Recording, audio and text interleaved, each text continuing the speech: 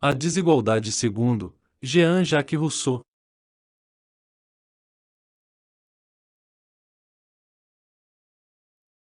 Desigualdade natural e desigualdade social.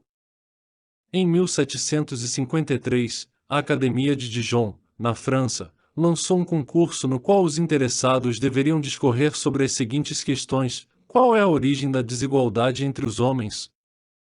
É autorizada pela lei natural? Jean-Jacques Rousseau já havia vencido anteriormente um concurso semelhante, proposto pela mesma academia, sobre o tema se o progresso das ciências e das artes contribuiu para corromper ou apurar os costumes. Ele resolveu, então, participar de novo, escrevendo seu discurso sobre a origem da desigualdade entre os homens. Vejamos como, nesse texto, o autor explicou o surgimento da desigualdade social. Rousseau iniciou distinguindo dois tipos de desigualdade, uma instituída pela natureza e outra produzida pelos homens. Deixemos, porém, que o próprio autor, em sua obra, explique mais claramente a diferença entre elas.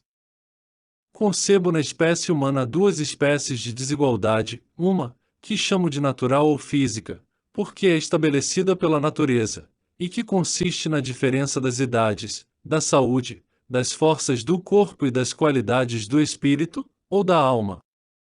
A outra, que se pode chamar de desigualdade moral ou política, porque depende de uma espécie de convenção, e que é estabelecida ou, pelo menos, autorizada pelo consentimento dos homens.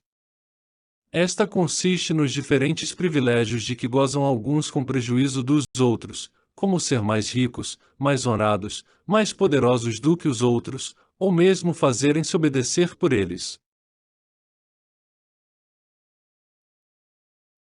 Diz Rousseau, e não se pode perguntar qual é a fonte da desigualdade natural, porque a resposta se encontraria enunciada na simples definição da palavra, ela decorre da natureza.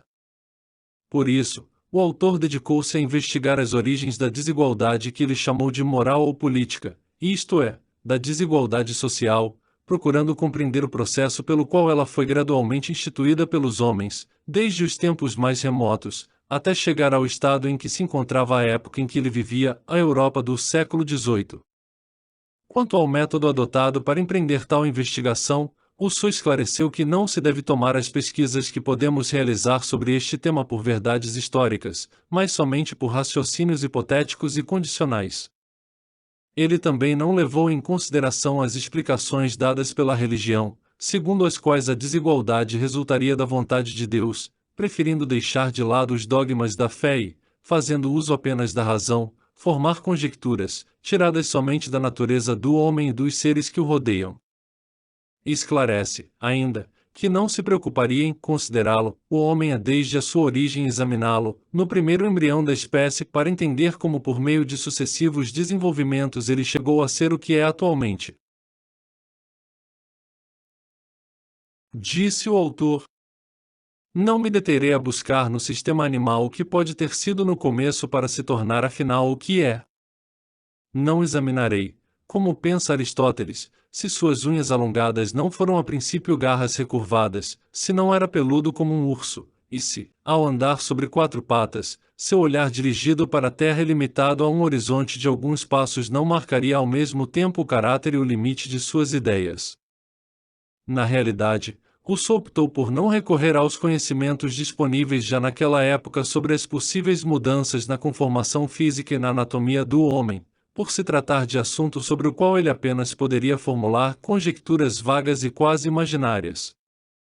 Em vez disso, preferiu supor o homem como ele é hoje e andando com dois pés, servindo-se de suas mãos como fazemos com as nossas, dirigindo o olhar para toda a natureza e medindo com os olhos a vasta extensão do céu.